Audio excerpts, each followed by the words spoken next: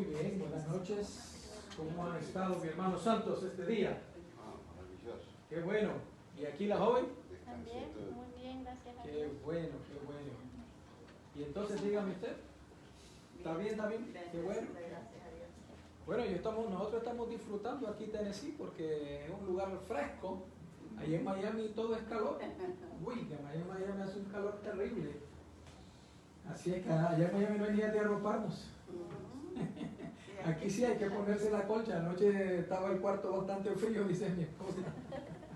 Me estaba diciendo, si vuelve a hacer tanto frío me voy a dormir a la sala. Por el calentón, sí.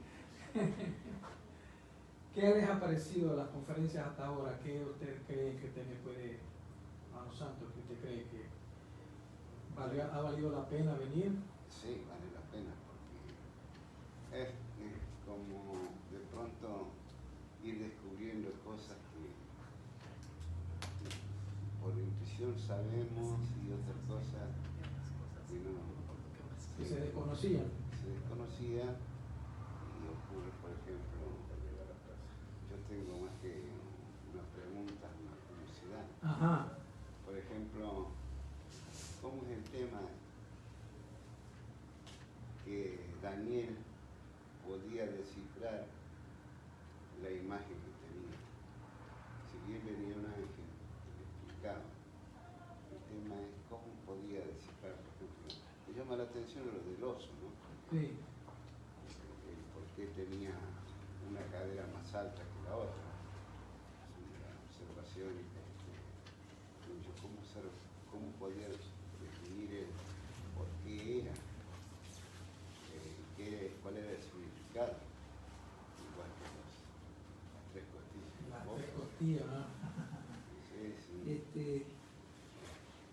Daniel fue un hombre apartado para Dios desde que él fue cautivo, porque a él desde los 17 años lo llevaron cautivo a Babilonia, y estando en Babilonia, el rey Nabucodonosor separó a un grupo de jóvenes judíos que ya pertenecieran a la realeza, o que habían pertenecido a la realeza ahí en Jerusalén, y entonces le dijo a su capitán: apártame unos jóvenes que sean inteligentes, que hayan pertenecido a la realeza de allá, y los vamos a educar para nosotros, ¿no? Para que aprendan el arameo, que aprendan como la religión de nosotros.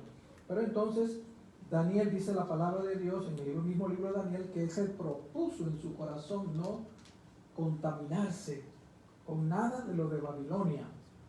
Él se propuso que todo lo que él había aprendido en Jerusalén de sus padres acerca de Dios, él se iba a mantener firme. No importaba si él se encontraba en Babilonia como cautivo. Y entonces hizo un trato con el capitán que lo iba a enseñar. Le dijo: yo quiero que por favor, yo no voy a comer nada de lo que el rey me está ofreciendo, porque según Daniel, para los judíos no podían comer de toda cosa. Y entonces le dijo al rey: yo quiero que tú me des a mí el alimento, vegetales nada más, y agua, frutas y nueces y granos. Y entonces el capitán le dijo: bueno, yo creo que si yo te doy esa comida a ti, a lo mejor tú cuando el rey te quiera ver, vas a estar más débil que los otros. Y el rey le dijo, Daniel le dijo: prueba por 10 días. Y en 10 días que probaron, Daniel comiendo la comida que él pidió y los otros comiendo la comida que el rey decía que deberían de comer. Cuando el capitán vino y miró el rostro de Daniel más robusto. Entonces Dios lo bendijo y le dio el don de la profecía, el don profético. Cuando el rey tuvo ese sueño, Daniel le dijo: dame un poco de tiempo que yo voy a ir. Yo pronto te voy a dar la respuesta. Daniel dice que fue a orarle a Dios. Y durante 3 días, no se sabe cuánto tiempo, estuvo Daniel orando, pidiéndole a Dios que le revelara el sueño que el rey había tenido. Y el Dios se lo reveló en una visión y en un sueño. Le dijo: esto fue lo que el rey soñó. Y Dios se lo reveló, y también le dio la interpretación. Así es que por eso es que Daniel pudo revelarle al rey lo que él había soñado, porque Dios se lo reveló y Dios es el único, como hemos estado estudiando, Dios es el único que puede revelar el futuro. Por eso más adelante, Daniel entonces, Dios lo bendijo con el don de profecía y entonces le comienza a dar todas las profecías que estamos estudiando.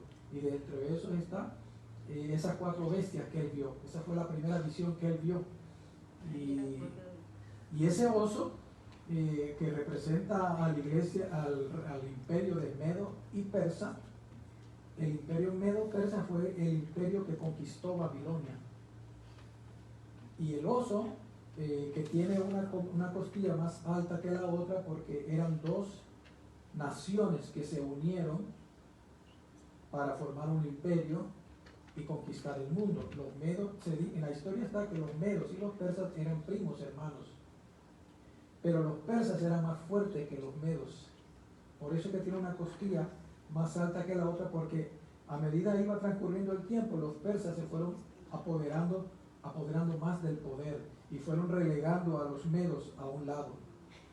¿Ya? Por eso es que tiene, y entonces las 3 costillas representan las 3 naciones más fuertes que existían, que ellos vencieron, y fue Babilonia, Egipto y Lidia.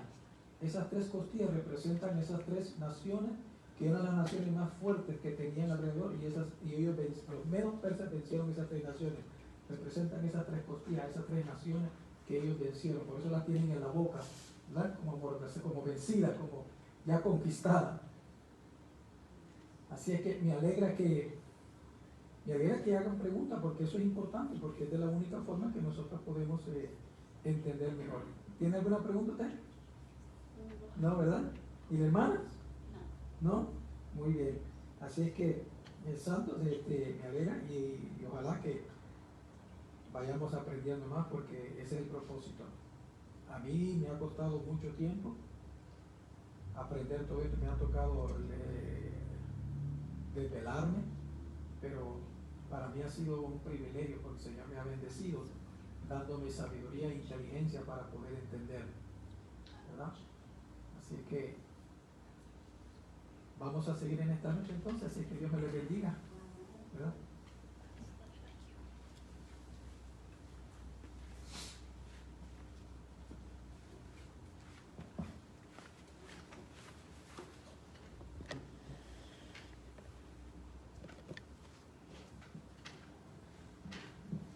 Sea para la honra y la gloria de Dios. Amén.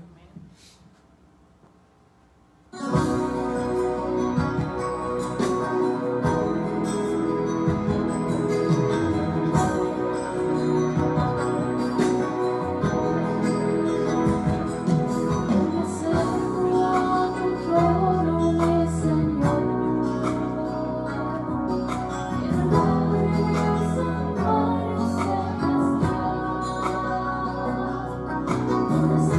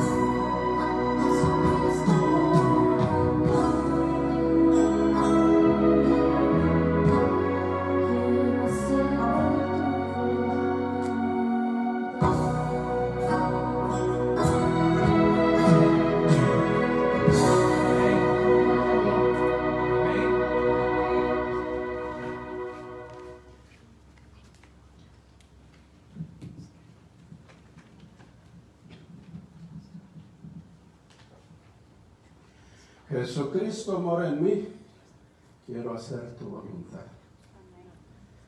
Esta noche vamos a orar, pero quiero incluir en la oración a una persona que algunos de ustedes no conocen, estuvo con nosotros el día lunes, el pastor Jorge Báez.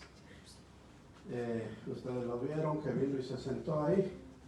Él hubiera querido estar aquí con nosotros cada noche, como es su costumbre. El problema con el pastor Jorge Báez es que tuvo una bronquitis bastante fuerte, está recibiendo terapia de respiración y nos habló no hace mucho, hoy mismo.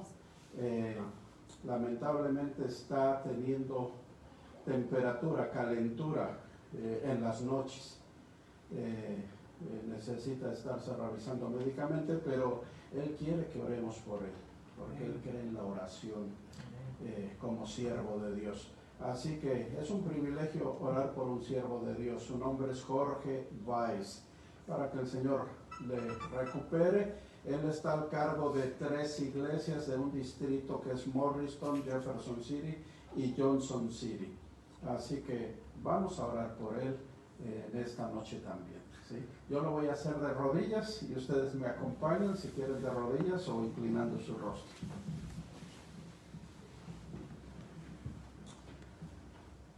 Padre eterno, grande, maravilloso, misericordioso eres. Amén.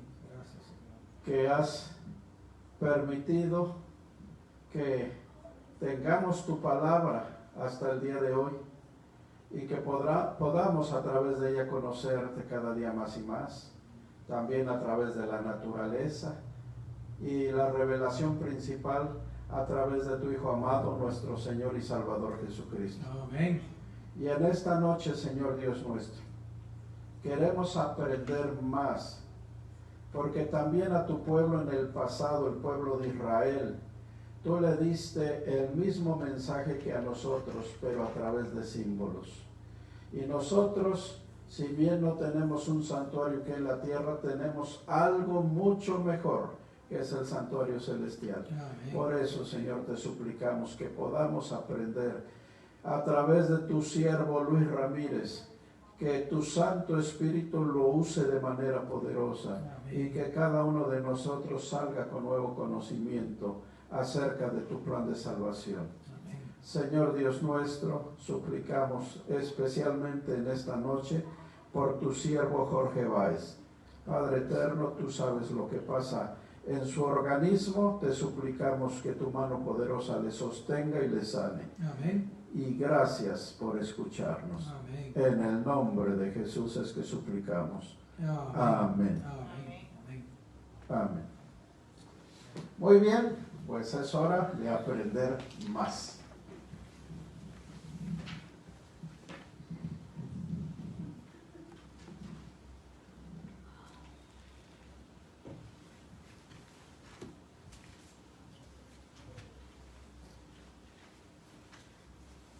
Muchas personas dicen, yo no creo en la Biblia porque fue escrita por hombres. Y a todo el que me dice eso, mi respuesta es, ¿y qué libro que hay en el mundo no ha sido escrito por hombres? Todos los libros que existen en el mundo, todos los libros con los cuales nosotros estudiamos, los doctores, los abogados, los arquitectos, los ingenieros, cualquier profesión tiene que estudiar con libros. Y todo lo que le enseñan en esos libros son cosas que alguien escribió en el pasado que ellos no conocen. Y sin embargo lo aceptan.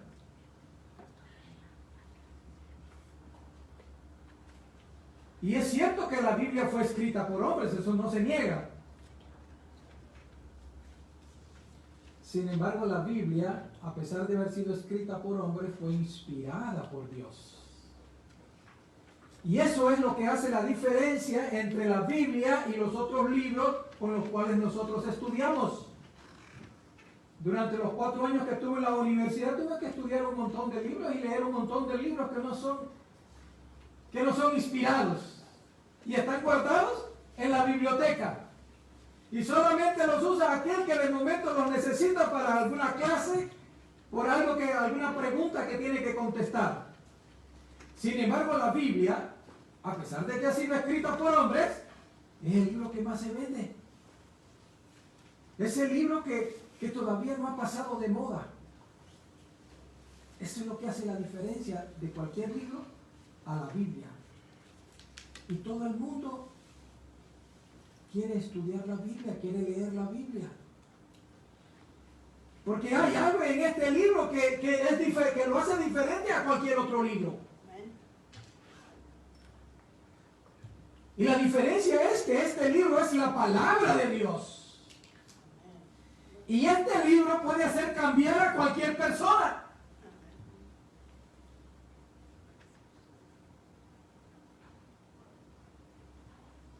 Así que yo doy gracias a Dios que este libro ha cambiado mi vida.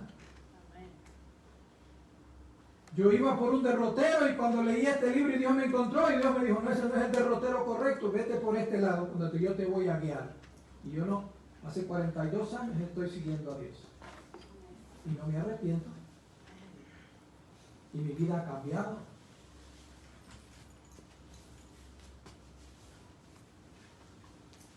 Así que es importante que conozcamos este libro. Este libro es único, es maravilloso. Y en esta noche, a través de este libro, vamos a estudiar algo titulado El Santuario.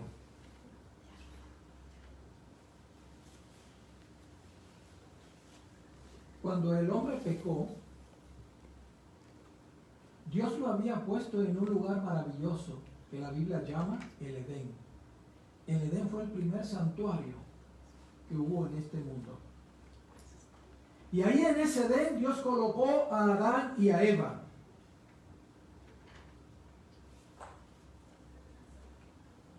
Pero tristemente Adán desobedeció a Dios, cayó en pecado al comer del fruto prohibido.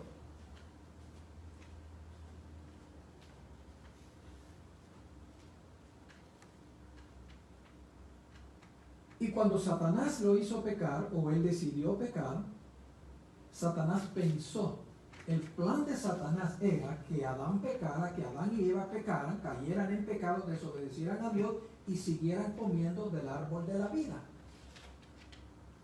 Ese era el plan de Satanás. Pero como Dios conoce todo, Dios dice la palabra de Dios ahí en Génesis capítulo 3, versículo 24, vamos a leer Génesis 3, versículo 3 y capítulo 3 y versículo 24. Dice ahí la palabra de Dios. Echó pues fuera al hombre y puso al oriente del huerto de Edén querubines. Querubines es una clase de ángeles poderosas que hay en el cielo. Y una espada encendida que se revolvía por todos lados para guardar el camino del árbol de la vida. Así que si el plan de Satanás era que Adán pecara y siguiera comiendo del árbol de la vida, se equivocó porque Dios sabía lo que Satanás quería, y entonces dice aquí la palabra de Dios que cuando Adán peca y él lo saca del Edén, puso querubines con espadas en la puerta del Edén. Aquí dice para que Adán no regresara por el camino hacia el árbol de la vida. Dice para guardar el camino del árbol de la vida.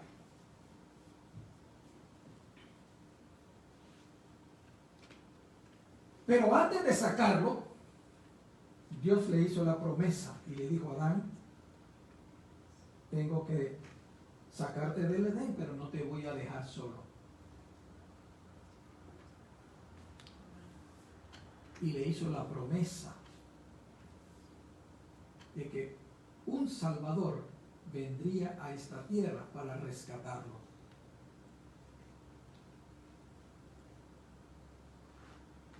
cuando leo las noticias de lo que está pasando ahora ahí entre Rusia y Ucrania,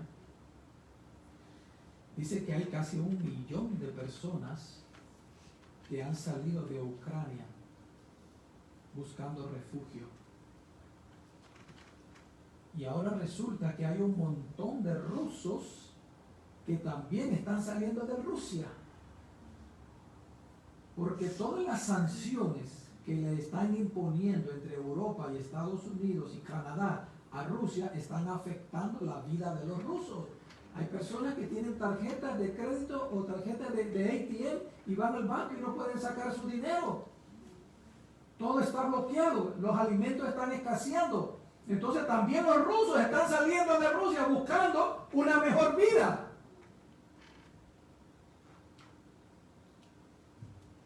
Así que yo me imagino que cuando Dios sacó a Adán del Edén, había tristeza en su corazón, porque ese había sido su hogar y ahora tenía que abandonarlo. Pero hermano y amigo, es maravilloso que entonces este libro nos presenta a un Dios que nunca nos abandona. Un Dios que a pesar de que nosotros muchas veces no queremos seguirlo, un Dios que muchas veces nosotros lo rechazamos, Él continúa bendiciéndonos, Él continúa buscándonos y nunca se cansa de buscarnos.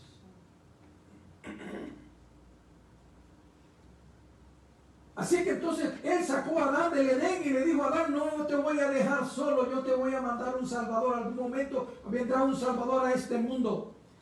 Y el pecado se regó por toda la tierra. Y si hay una cosa que es como pan caliente, es la maldad. Me decía aquí Santos una noche, me decía, es que la maldad ha existido desde tiempos antiguos. Y es cierto. Porque eso es lo que más se riega, la maldad. Encontrar una persona que tenga buenos sentimientos, que sea altruista, no es fácil hoy en día. Lo que más se encuentra son personas perversas, personas que están pensando y maquinando en hacer la maldad. Porque el pecado se ha regado, el pecado se ha adueñado de la mente del ser humano.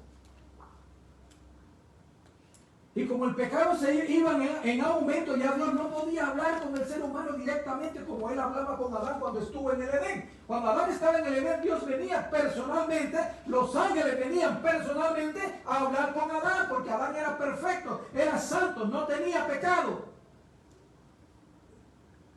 Pero el pecado se regó y entonces ya Dios no podía hablar con el ser humano, pero Dios quería estar con el ser humano. Bendito sea su nombre. Que el ser humano no quería estar con él, pero él quería estar con el ser humano. Y entonces Dios le dijo a los judíos: háganme un santuario, porque para estar en medio de ustedes, yo quiero estar en medio de ustedes, yo quiero compartir, yo quiero estar cerca de ustedes. Y entonces les dice ahí en el libro de Éxodo, capítulo 25, versículos 8 y 9.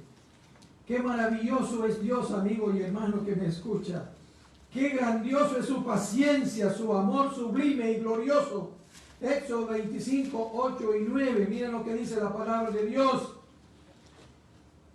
Dice ahí en Éxodo 25, 8 y 9, y le dijo a los judíos: y harán un santuario para mí, y habitaré en medio de ustedes,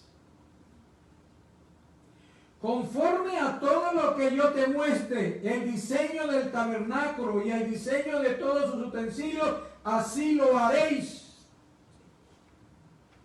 Aquel santuario que Dios quería que le hicieran aquí en la tierra, Dios le dijo: yo te voy a dar las medidas, yo te voy a dar el tamaño, yo te voy a dar qué es lo que tú vas a poner en ese santuario.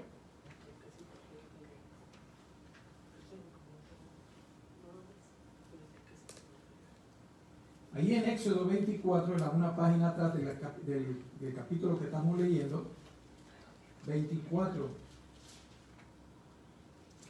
Éxodo 24, 18.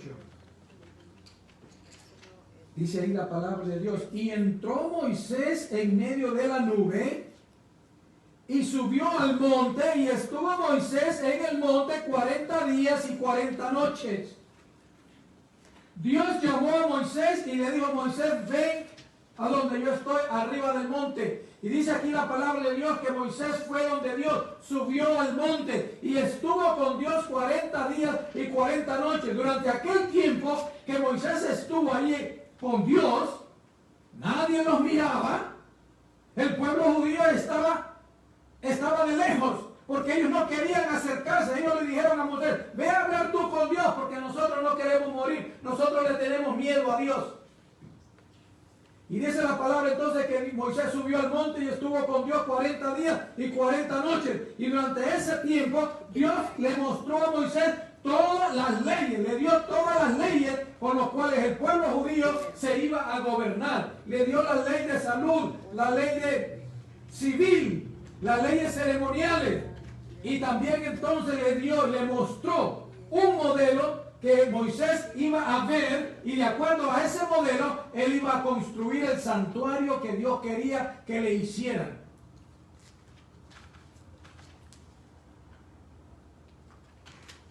Cuando Moisés termina de construir este santuario, ahí en el mismo libro, Éxodo 25, 40,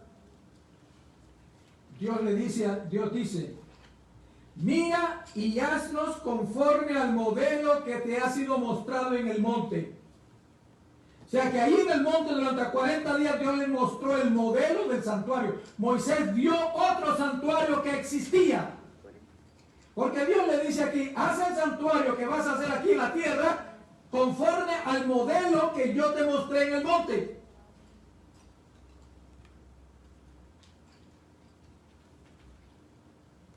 Y ahí en Éxodo 26, 33,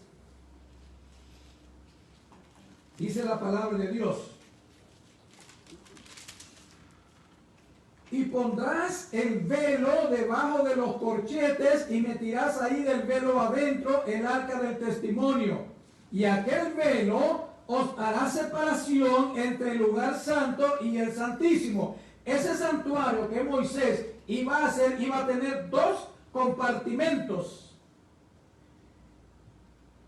El compartimento del frente se iba a llamar el lugar santo. Y entonces aquí en medio se iba a poner una cortina.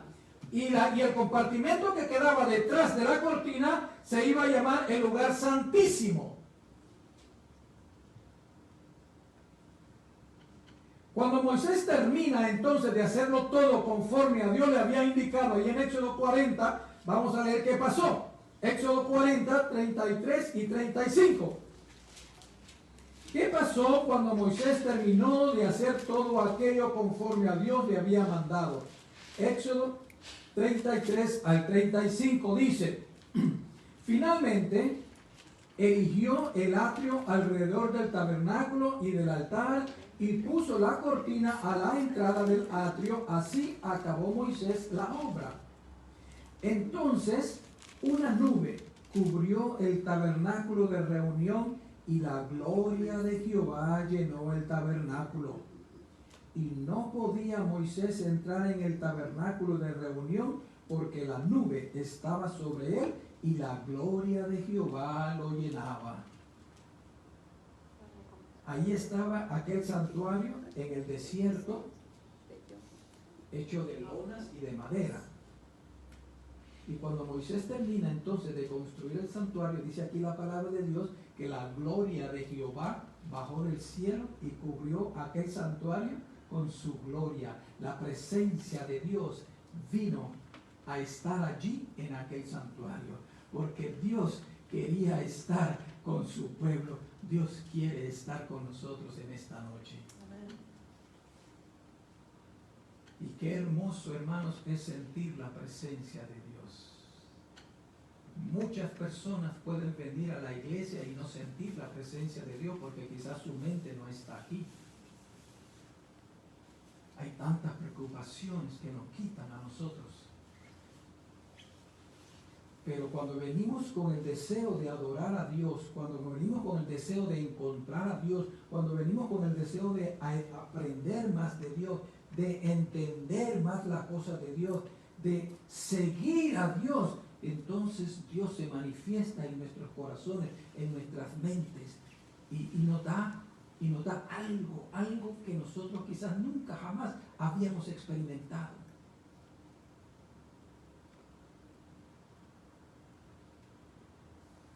Así entonces Dios viene al santuario, porque Él había dicho, yo quiero estar en medio de ustedes. Hágame un santuario para que yo esté ahí en medio de ustedes. Y aquí dice la palabra de Dios entonces que cuando Moisés terminó la obra, la gloria de Jehová vino y se posesionó de aquel santuario. El propósito de este santuario fue ilustrar cómo el ser humano iba a ser limpiado con el pecado.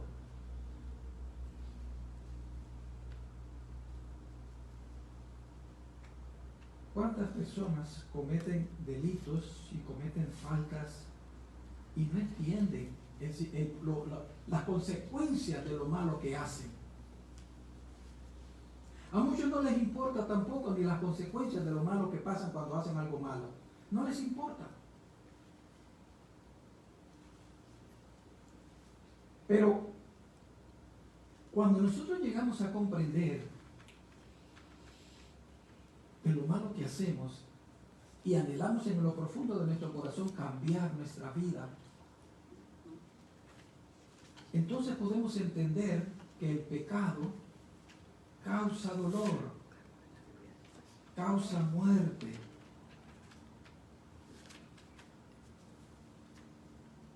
Y en el libro de Romanos, capítulo 6, versículo 23, la palabra dice que la paga del pecado es muerte.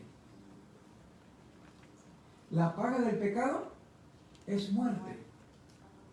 Y todos nosotros, todos los seres humanos somos pecadores. Nacemos en pecado.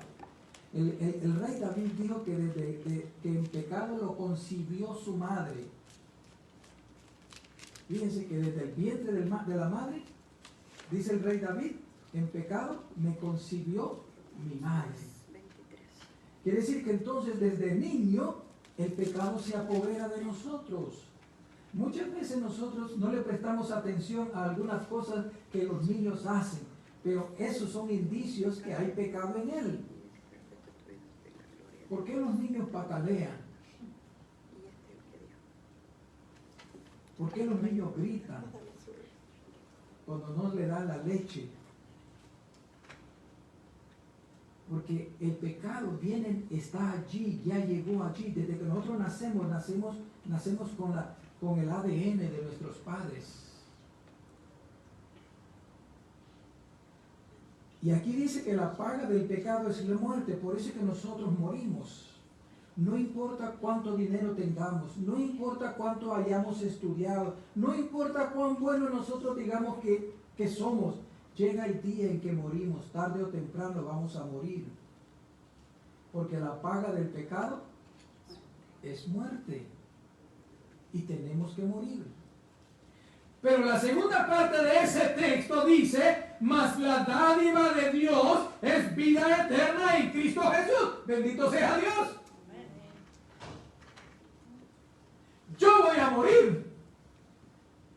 Pero aquí el texto dice que la dádiva de Dios es vida eterna. Si yo acepto a Cristo, tengo la esperanza de resucitar para vivir eternamente con Cristo Jesús. Y eso es lo que este santuario, para eso Dios lo mandó a hacer, para enseñarnos a nosotros cuál es el proceso de limpieza, de purificación, de perdón que Él nos da a nosotros. No es solamente así, Señor, perdóname. No, hay unos pasos. Y en esta noche la vamos a estudiar. Quisiera que me pusieran la vista, por favor, Gustavo.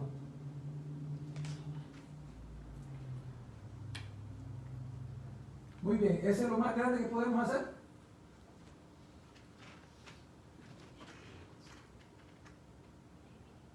Ok, gracias. Gracias. Vamos a ver si la podemos ver. Aquí está la mayoría, vamos a ver. No es que los esté despreciando a ustedes, ¿verdad? Pero ok, mire.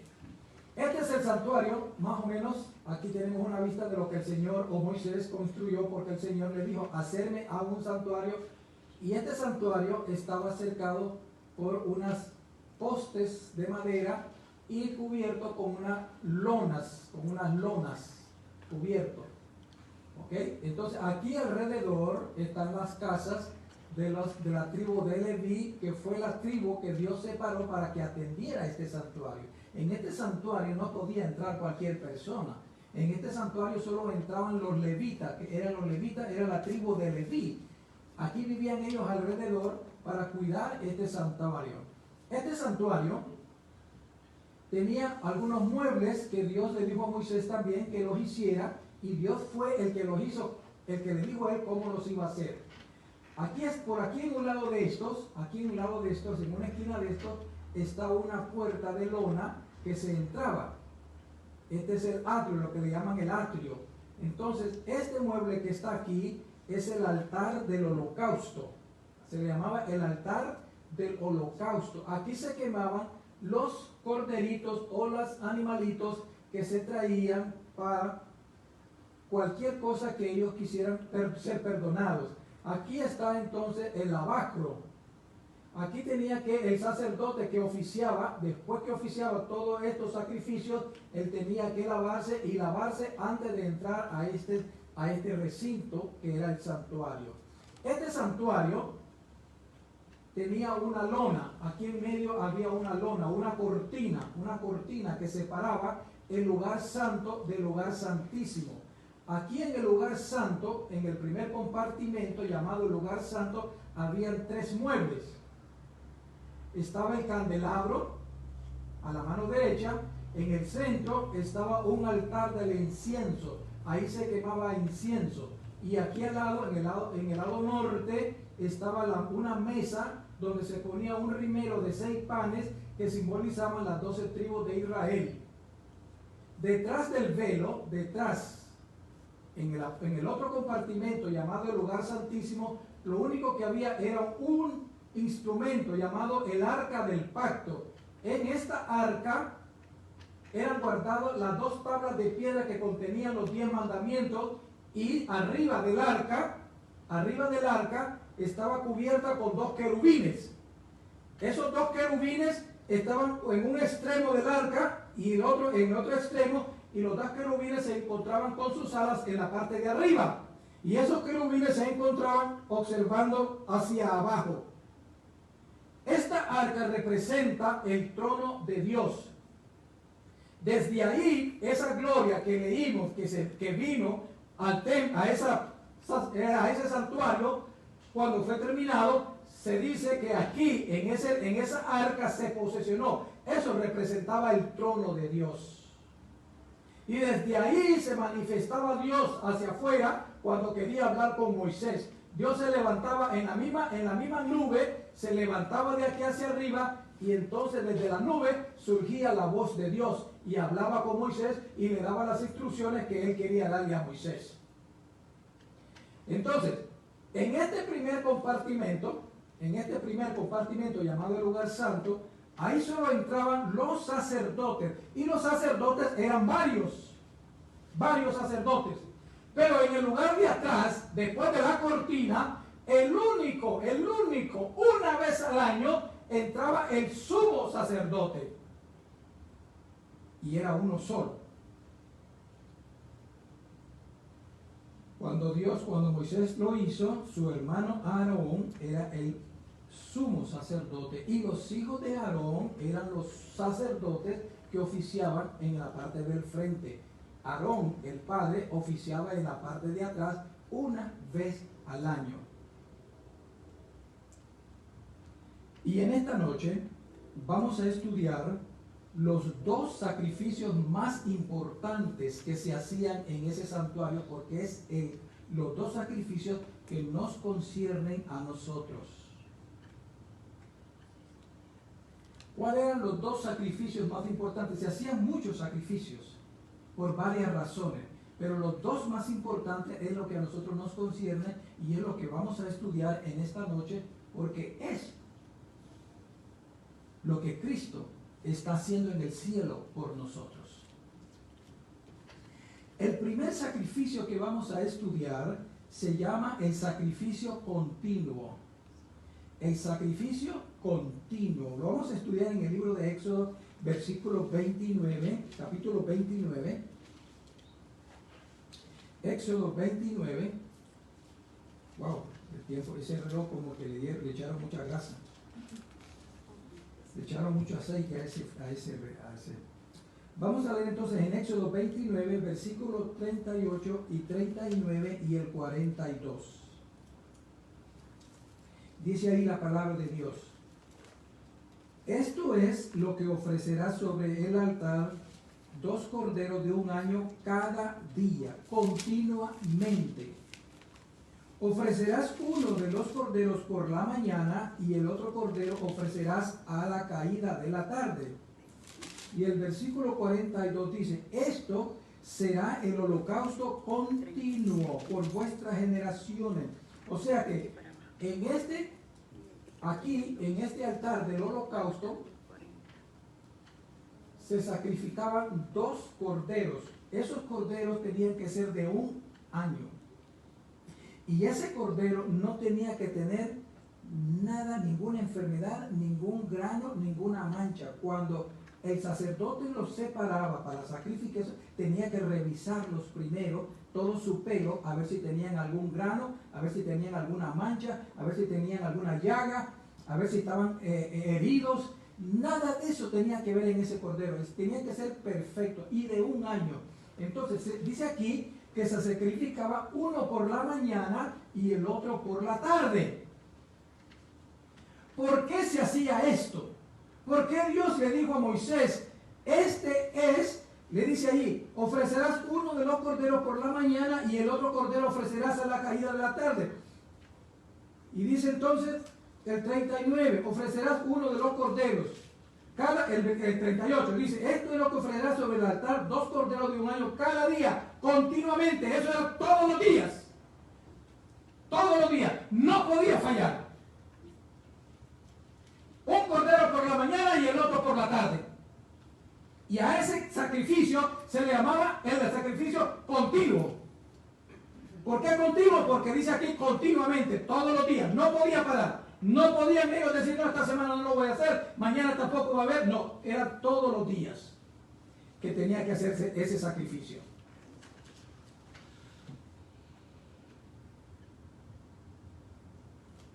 ¿Qué hacía el sacerdote con ese cordero? O con esos 2 corderos, el de la mañana y el de la tarde. ¿Qué hacía él? Bueno, ya le dije, él primeramente lo tenía que revisar. Entonces, el sacerdote traía ese cordero aquí al altar del holocausto. Allí, en ese altar del holocausto, eso era como un horno. Tenía muchas brasas por debajo. Entonces, cuando lo sacrificaba, ¿cómo lo sacrificaba?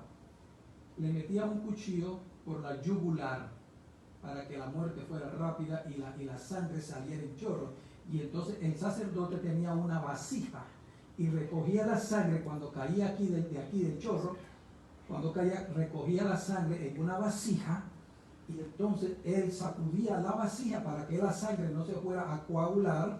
Entonces entraba la sangre, untaba su dedo con esa sangre y aquí, en este altar del holocausto, aquí en cada esquina hay un cuerno y entonces el sacerdote asperjaba con su dedo, untaba con su dedo la sangre y asperjaba cada cuerno con la sangre. Después que hacía eso, entonces entraba por la puerta, aquí hay en un lugar de esto hay una puerta, en una esquina hay no es una puerta, era una cortina que servía de puerta. Entonces él entraba y llegaba aquí al altar del incienso. Y aquí en el altar del incienso también en las 4 esquinas asperjaba sangre con su dedo. Y la mayor parte de la sangre la asperjaba en la cortina.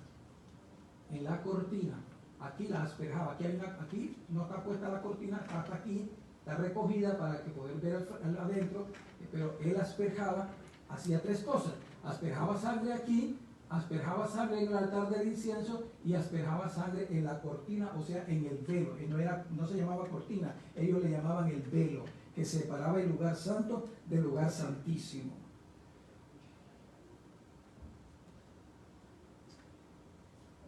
El cordero que traía el sacerdote a ese lugar representaba a Cristo. Dice Juan 1:29, cuando Juan el Bautista ve a Cristo venir al Jordán para ser bautizado, Juan dice: he allí el Cordero de Dios que quita el pecado del mundo. O sea que ese cordero representaba a Cristo, era un símbolo de Cristo, ese cordero. La sangre. Hebreos 9:22 dice que sin derramamiento de sangre no hay perdón de pecados. Y esto es una cosa que nosotros tenemos que tener en cuenta. Cuando nosotros pecamos, cuando nosotros estamos en una vida de pecado, nosotros estamos crucificando a Cristo.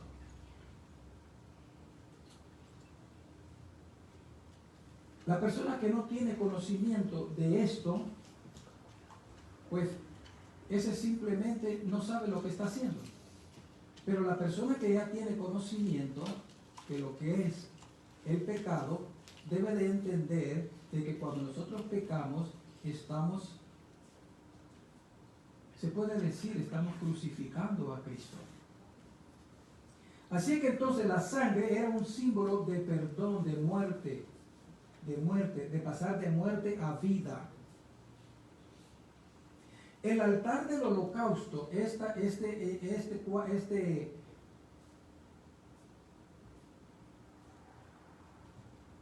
este altar representa la cruz del Calvario.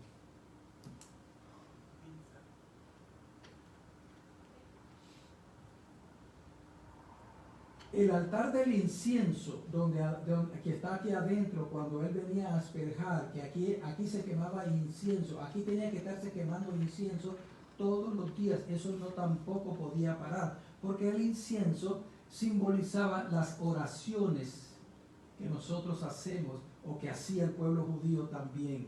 Ese incienso, ese humo que subía hacia la cortina, subía por arriba y pasaba aquí la cortina y llegaba al otro lado donde estaba Dios. Entonces, eso es un símbolo de las oraciones del pueblo judío y un símbolo de las oraciones que hacemos nosotros también. ¿Por qué se asperjaba la sangre en la cortina?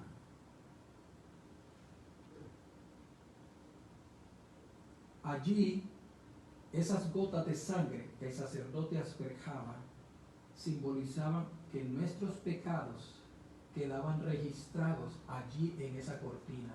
Allí quedaban registrados. El pecador era perdonado porque había traído un corderito. El corderito simbolizaba que ese iban a ser perdonados, pero el pecado del pecador, de la persona, pasaba al cordero cuando le ponían las manos en la cabeza, y después la sangre traía el pecado hacia la cortina, y ahí permanecía. Ahí estaba registrado, era como un libro. No era un libro, pero era un símbolo de un libro. Ahí se registraba. ¿Cuál es el otro? Ya estudiamos entonces, ya explicamos el primer sacrificio. El otro sacrificio que nos interesa en esta noche estudiar es el sacrificio de la expiación.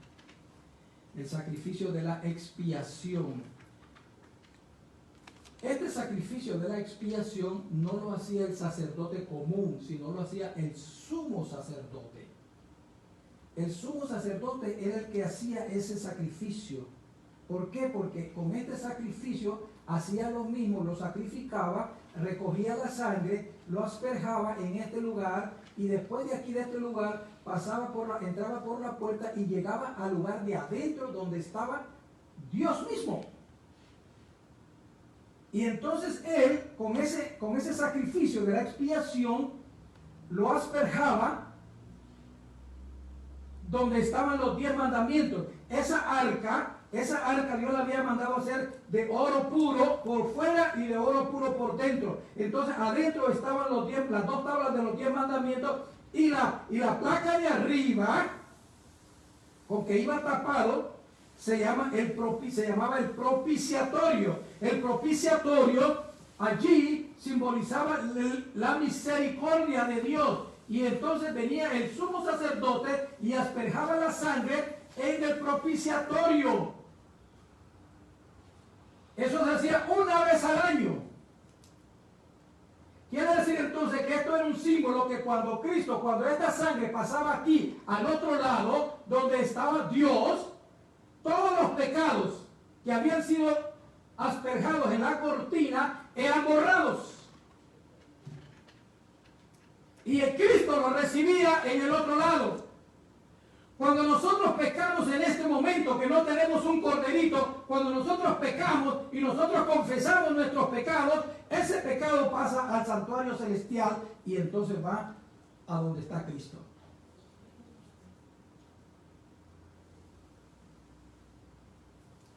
Y esta misma obra que hacían los sacerdotes en este santuario es la obra que Cristo continúa haciendo en el cielo por nosotros. Hebreos 9:24, vamos a buscarlo, vamos a leerlo. En Hebreos 9:24, vamos a ver qué dice ahí la palabra de Dios. Hebreos 9:24.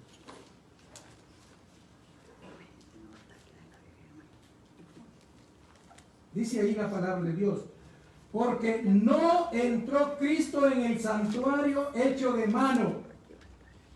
Dice aquí, no entró Cristo en el santuario hecho de mano. Este es el santuario hecho de mano. Y aquí la palabra dice que no entró Cristo en este santuario. Sigamos leyendo.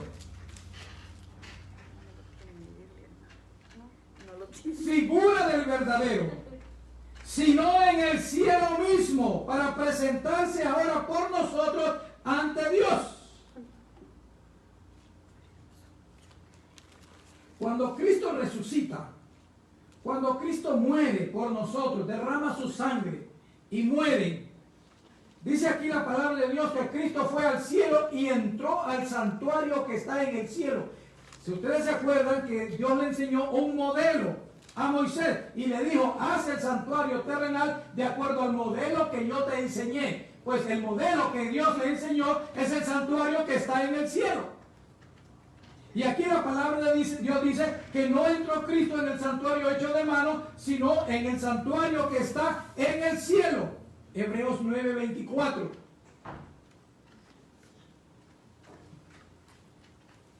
Y en el libro de Juan, en la primera carta de Juan, capítulo 1, la palabra de Dios dice, en el capítulo 2, 1, hijitos míos, esta cosa os escribo para que no pequéis. Y si alguno hubiere pecado, abogado tenemos para con el Padre, a Jesucristo el justo.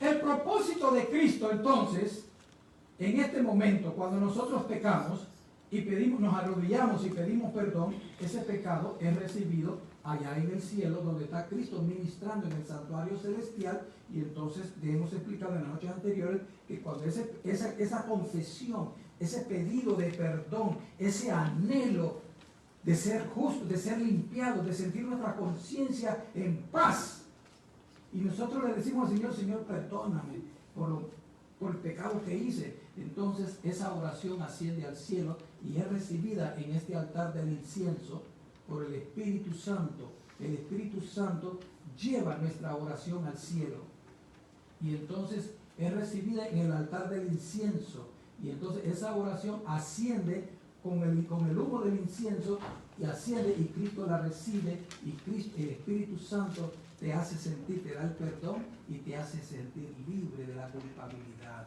¿Usted no ha sentido eso? Sí, yo lo he sentido. Cuando yo por alguna razón me enojo y me exalto, le digo yo, Señor, perdóname porque lo hice mal. Tan pronto yo dejo de orar, yo siento una paz de haber confesado mi pecado.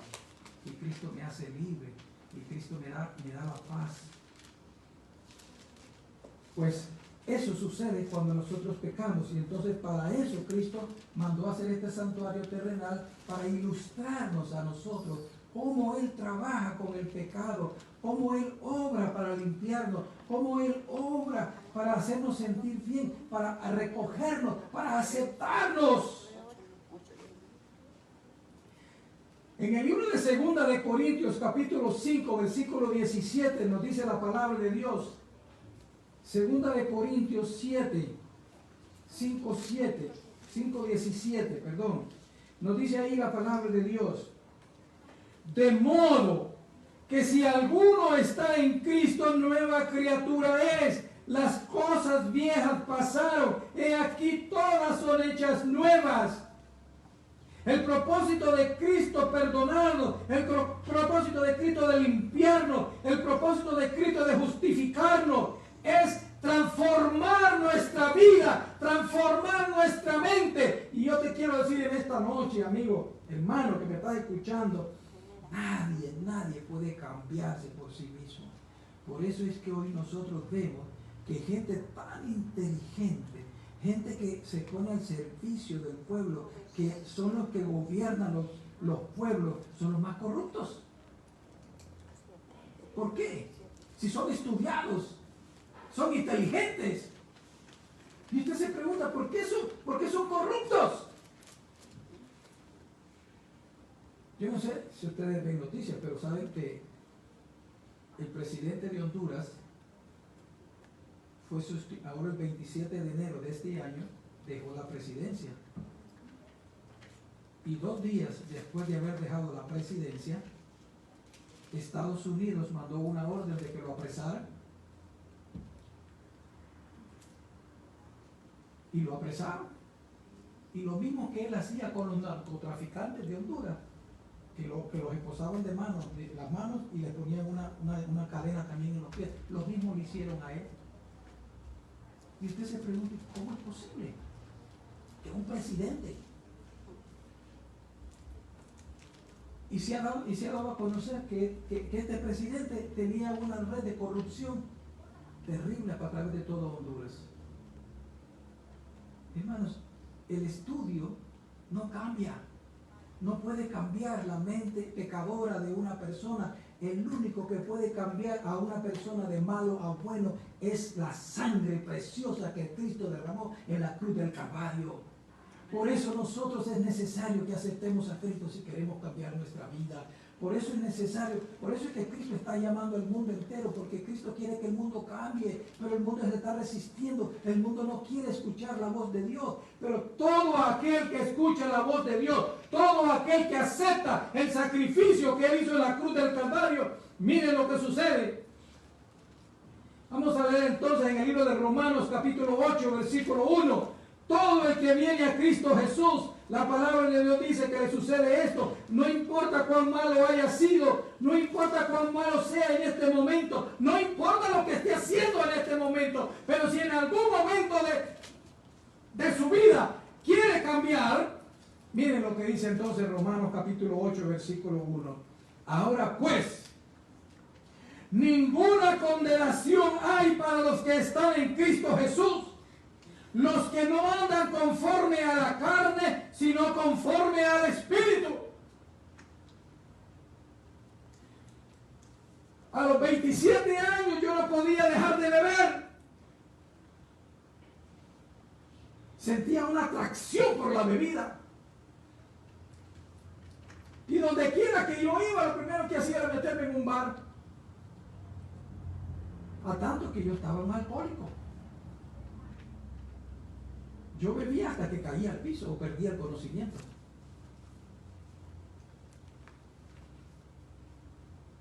Pero una noche Cristo me encontró y Cristo me llamó y yo acepté y mi vida cambió. Instantáneamente, hermano, dejé de beber. Instantáneamente dejé de beber.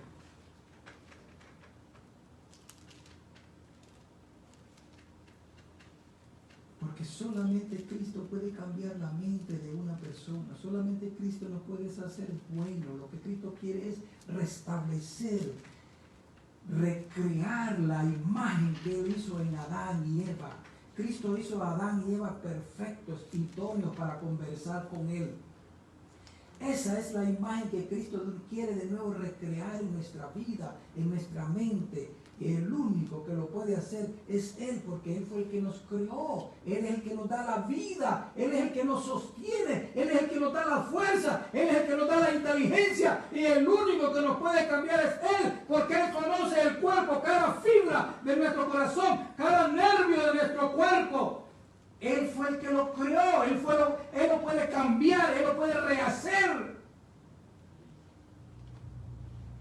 Por eso es que Cristo en esta noche quiere que nosotros aprendamos cuál es el proceso que se lleva en cambiar a una persona mala en una persona buena.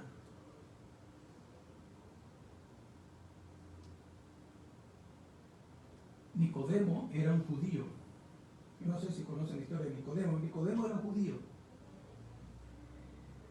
y era un maestro de Biblia. Y una noche llegó donde Cristo y él quería discutir con Cristo, porque Nicodemo creía que era muy inteligente y que él sabía mucha Biblia, y él llegó de Cristo buscando cómo discutir con Cristo algunos temas religiosos, teológicos. Y cuando Cristo vio a Nicodemo, Cristo leyó el corazón de Nicodemo y Cristo sabía lo que Nicodemo necesitaba. Y mira lo que le dijo ahí entonces en el libro de Juan capítulo 3, versículos 3 al 6. Miren lo que le dijo ahí en el libro de Juan. Con Cristo, hermano, nosotros no podemos engañar a Cristo. Nosotros no podemos ir pensando de que Cristo no va a descubrir lo que llevamos en nuestra mente. Juan capítulo 3, versículo 3 y el versículo 6.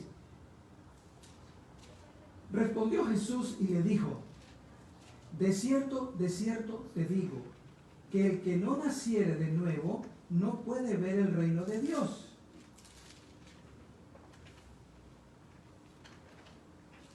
Jesús sabía lo que Nicodemo necesitaba, porque Nicodemo era un religioso, no era cristiano, era un religioso. Y ustedes saben que muchas veces nosotros somos más religiosos que cristianos. Nosotros somos más religiosos que cristianos.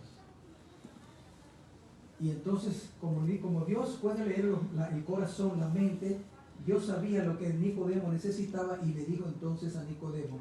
Respondió Jesús y le dijo: de cierto te digo, que el que no naciere de nuevo no puede ver el reino de Dios. Hermano, es necesario nacer de nuevo. ¿Y cómo nacemos de nuevo? Cuando venimos donde Cristo y le decimos: Señor, cámbiame. Señor, cambia, ya no quiero seguir en esta vida, Señor. Esta vida, aunque me da dinero, pero no soy feliz. Cámbiame, líbrame de esta maldad, líbrame de todo pecado. Y entonces el Señor manda al Espíritu Santo y le dice: transforma, cambia el corazón y la mente de esta persona. Y en el versículo 6 Dios le sigue diciendo a Nicodemo: lo que es nacido de la carne, ¿qué dice ahí? ¿Qué dice? Carne. ¿Qué quiere decir eso? ¿Lo que es nacido de la carne? Carne es. ¿Qué quiere decir eso? ¿Usted percibe eso? A ver, ¿qué tú entiendes por eso? Lo que es nacido de la carne, carne es. Carne es. ¿Qué quiere decir eso? Que se va a quedar así. ¿Qué usted entiende por eso? Que el que es nacido en pecado, pecador se queda. El que es nacido en pecado, pecador se queda. Eso es lo que hay que hacer. El que es nacido de la carne, carne es. Pero mira lo que sigue diciendo entonces en el versículo 6. Y lo que es nacido del Espíritu, Espíritu es. Solo Dios puede cambiar el corazón carnal de piedra que nosotros llevamos en adentro. Solo Dios puede hacer ese corazón espiritual.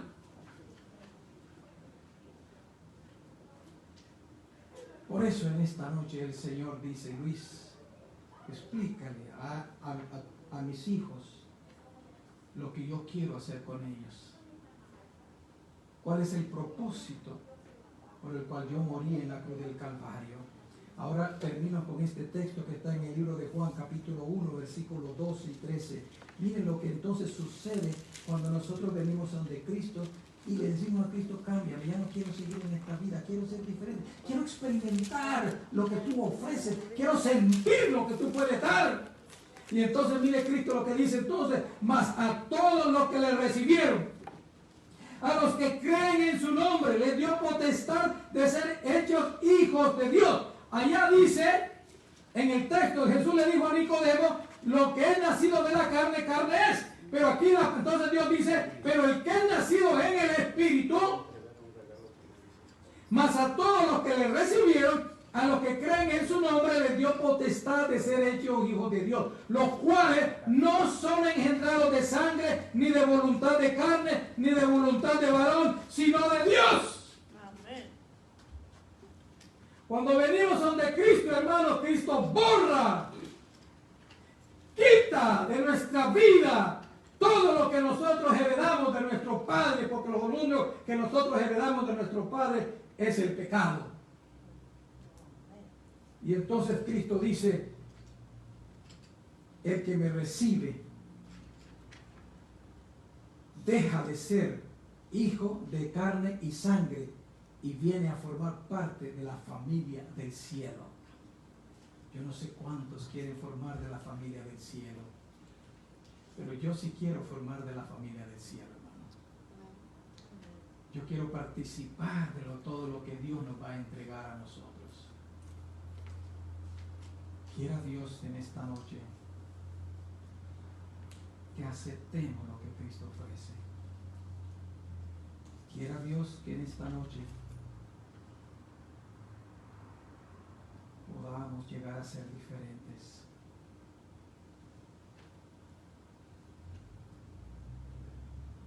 Yo tenía a mi hermano mayor, se llamaba José Roberto. José Roberto desde chiquito fue un niño rebelde.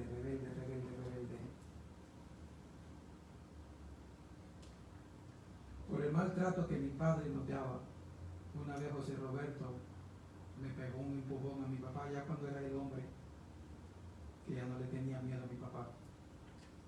Le pegó un empujón a mi papá y mi papá cayó en el suelo, porque ya mi papá estaba bastante de edad. José Roberto anduvo conmigo en un barco juntos, anduvimos en un barco juntos por un tiempo. Y mi hermano me decía, Luis, tú eres un bruto, tú eres un tonto, me decía. ¿Por qué tú sales sin arma? ¿Por qué tú no sales armado? Tú siempre tienes que tener un arma, me dice. Nunca salgas sin arma. José Roberto andaba aquí en el calcetín, una cuchilla que era de este tamaño. Era un muchacho flaquito, delgadito, pero no le tenía miedo a nadie. A nadie. Sí. Cualquier persona que lo retara a pleito, él se redaba a pleito y era rápido con los brazos. Yo no sé a dónde lo había aprendido, pero era rápido con los brazos. Porque una vez yo traté de pelear con él, salí vapuleado. Y tenía un carácter explosivo. Nunca yo pensé que José Roberto fuera a aceptar a Dios. Pero Dios tocó su corazón. Dios lo llamó. Y aquel muchacho rebelde, aquel muchacho de mal carácter, se volvió tan humilde, tan sencillo, que hasta la fecha José Roberto murió hace 17, 20 años. Y todavía yo recuerdo su proceder después que aceptó a Cristo. Cristo transformó a aquel muchacho increíblemente, que todavía hoy en este día me sorprendo cuando me lo recuerdo a él. Murió en un accidente de carro. Una señora lo atropelló. Pero así como Dios cambió a mi hermano, Dios me cambió a mí y Dios te puede cambiar a ti. Porque el propósito de Dios es llevarnos al cielo. Es cambiar nuestra vida, nuestra mente. Es prepararnos para que nosotros lo podamos recibir. Dios quiera que tú te prepares antes de que Cristo venga. Que lo aceptes. No hay otro camino. Jesús dijo, yo soy el camino, la verdad y la vida, y nadie viene al Padre si no es por mí. Solamente a través de Cristo vamos a llegar a la salvación. Acepta lo que Cristo te ofrece en esta noche. Él hizo todo. Él lo ha hecho todo. Lo único que tú tienes que hacer es, Jesús, cambia mi vida. Acéptame. Reconozco que he sido rebelde, que he sido malo, que soy malo, que no me puedo cambiar yo mismo. Y Jesús te va a cambiar. Venga a los pies de Cristo Jesús. Yo quisiera en esta noche orar por alguien que quiera venir al Señor y decirle, Señor, cambia mi vida. Yo quiero tener una oración especial y decir, Señor, yo tengo necesidad, siento necesidad, me está costando, pero yo siento mi necesidad de llegar a ti algún día. Algún momento tengo que hacerlo, Señor, porque tú eres el camino, la verdad y la vida. Si hay alguien que quiere, yo estoy dispuesta en esta mañana, en esta noche, a orar y pedirle al Señor que lo bendiga, que le ayude a tomar esa decisión, porque el enemigo no te va a destrozar si tú no vienes a Cristo. El enemigo no suelta, el enemigo dice, Dios, el que tengo en mis manos, ese yo no lo suelto, y pelea y lucha y no deja a esa persona, que esa persona dé el paso al frente. Y Cristo te está llamando, y Cristo te está diciendo, ven a mí, porque yo soy el único que te puedo liberar de las cadenas donde estás apresado. No hay nadie que te puede liberar de esas cadenas, y esas cadenas son invisibles. Tú no las ves, pero están allí reteniéndote, están allí llevándote por el camino incorrecto, están allí para perderte, están allí para que tú no vengas donde Cristo Jesús. Pero en esta noche yo siento el Espíritu Santo que está llamando, que está diciendo, ven a mí, acepta lo que yo te ofrezco. Si hay alguna persona en esta noche que quiera que oremos para que Cristo, el Espíritu Santo, rompa esas cadenas que muchas veces nos impide aceptar a Cristo Jesús. No es fácil, pero Dios está en esta noche aquí. Y Dios te llama. Esta es la noche, esta es la oportunidad. Quizás no sea la noche que des el paso, pero si aceptas que se haga una oración por ti, Dios va a obrar en tu corazón. Es una oración que vamos a hacer para que Dios libere, rompa, destruya la fuerza maligna que muchas veces nos atrae, que muchas veces contrarresta lo que Dios quiere hacer con nosotros. Si no hay nadie, pues yo los invito a estar de pie entonces, porque siempre vamos a tener la oración. Porque yo siento necesidad, yo personalmente siento necesidad de cada día acercarme más a Dios, estar cerca de Dios. Que Dios, no crean que porque hay pastores, no crean que porque se sabe mucho de la Biblia, no crean que porque nosotros entendemos. No, nosotros también estamos expuestos. Y el enemigo está luchando por también llevarse a aquellos que conocen y que están cerca de Dios. A él no le importa, él quiere destruir. Yo tengo mis luchas. Y todos tenemos luchas. Pero Cristo está aquí para romper las cadenas. Cristo está aquí para decir, yo estoy contigo, yo voy a luchar contigo.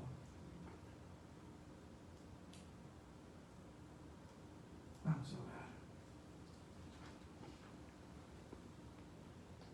Gracias, Señor, por tu presencia. Gracias porque tú viniste a este mundo a romper, a destruir el mal, Señor. Y cuando moriste en la cruz del Calvario, Satanás sabe que está perdido. Satanás sabe que él está condenado al fuego eterno. Lo dice Pedro en su segunda carta, capítulo 3, versículos 9 y 10. Pero él quiere destruir a la demás gente. Pero tú ganaste la victoria en la cruz del Calvario. Tú lo venciste, Señor. Él está vencido. Y en esta noche, tú que estás en el santuario del cielo, como abogado, como sacerdote, como intercesor, presenta, oh Dios, nuestras necesidades al Padre. y permite que el Espíritu Santo guíe nuestra vida. Abre nuestras mentes y corazones y nos haga saber que no estamos solos, que tú estás peleando por nosotros. Rompe las cadenas, Señor.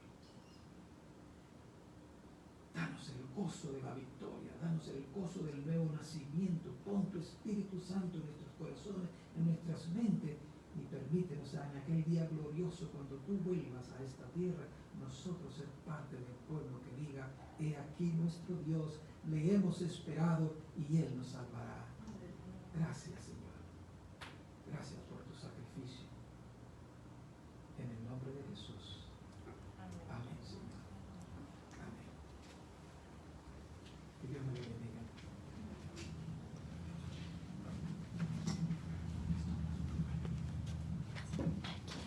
Muy bien, pueden tomar asiento.